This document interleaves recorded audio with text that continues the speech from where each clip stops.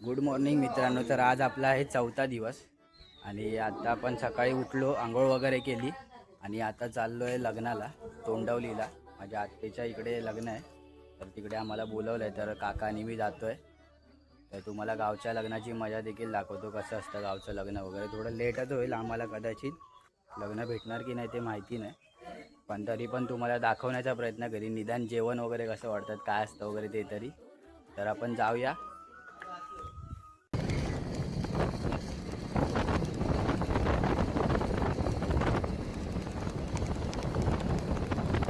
आपण आता आचऱ्यात पोचलो आहोत.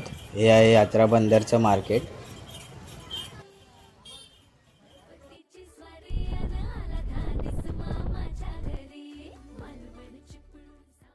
आम्ही आता तोंडवलीला पोचलो आहोत आत्याच्या इकडे. हे आत्याचं घर आहे.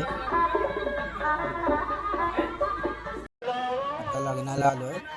या घराच्या खळ्यामध्ये लग्न झालं आहे आणि ते समोरच रिसेप्शनसाठी देखील मंडप बांधलाय. अशा प्रकारे गावी सुंदर असं लग्न केलं जातं. छान डेकोरेशन केलं आहे आणि हे बँडवाले तर लग्नाची पूर्ण शोभा वाढवत आहेत. आणि गावच्या लग्नातलं हे मेन कॅरेक्टर कुल्फीवाला. लग्न वगैरे झालं आहे, मरणाचं ऊन लागतंय, सगळं गरम गरम होतं.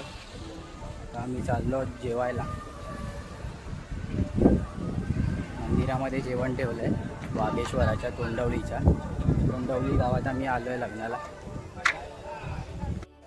हे माझ्या आत्तेच्या गावचं मंदिर आहे वागेश्वराचं. आम्ही मंदिरात गेलो, पाया वगैरे पडलो आधी, नंतर मग जेवायला लाईन लावली. खूपच लाईन होती जेवायला. पण जेवून जरा वेळ घरी येऊन आराम केला.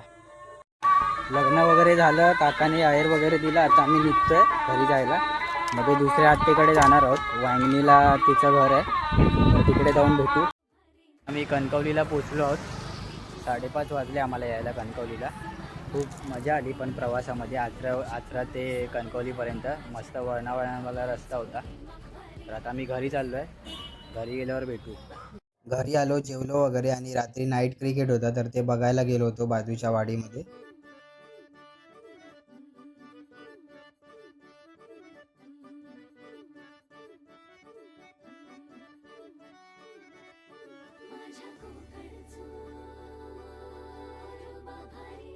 रात्री येता येता आम्हाला एक छोटासा साप दिसला.